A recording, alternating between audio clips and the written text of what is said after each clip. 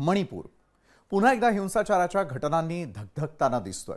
15 नोव्हेंबरला मणिपूर आणि आसाम राज्यांच्या सीमेवर असलेल्या जिरी नदीमध्ये एक महिला आणि 2 मुलांचे मृतदेह सापडले आणि त्यानंतर मणिपूरमध्ये संतापाची लाट उसळली होती। पुन्हा एकदा जाळपोळीच्या घटना घडू लागल्या। 16 नोव्हेंबरला संतप्त जमावाने इंफाळ भागामधील आमदार आणि मंत्र्यांच्या घरावरती हल्ला केला। तिथे असलेल्या गाड्या देखील जाळण्यात आल्या। इंफाळ भागामध्ये सध्या संचारबंदी लागू करण्यात आली आहे। तसंच जिथे हिंसाचाराची शक्यता आहे अशा ठिकाणी पोलीस बंदोबस्त तैनात करण्यात आलेला आहे।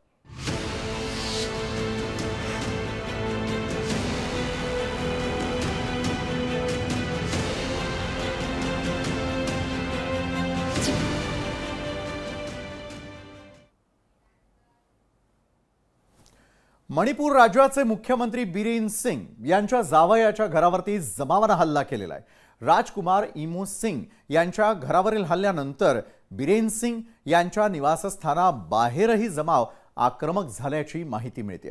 तसंच काही सत्ताधारी आमदारांच्या घरांवरती दगडफेक आणि जाळपोळ करण्यात आलेली आहे। गेल्या 1.5 वर्षापासून सुरू असलेला हा हिंसाचार थांबवण्याचं नाव घेत नाहीये।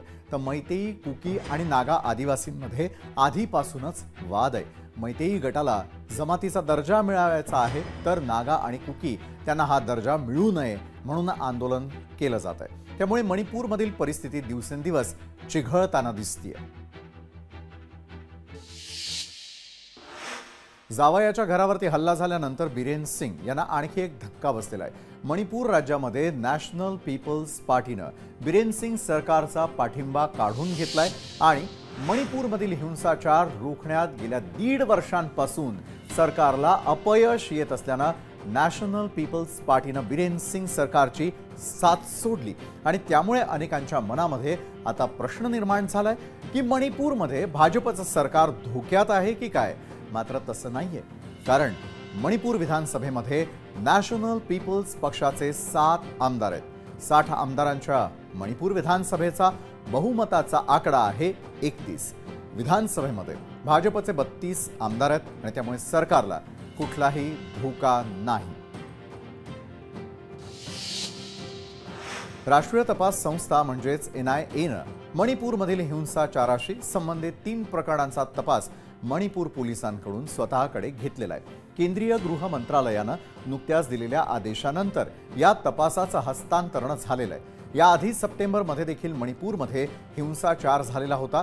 आसामच्या सीमेलगत असलेल्या जिरीबाम जिल्ह्यामध्ये 7 सप्टेंबरला सकाळी झालेल्या हिंसाचारात 4 संशयित कट्टरपंथी एका सामान्य नागरिकाचा मृत्यू झालेला होता।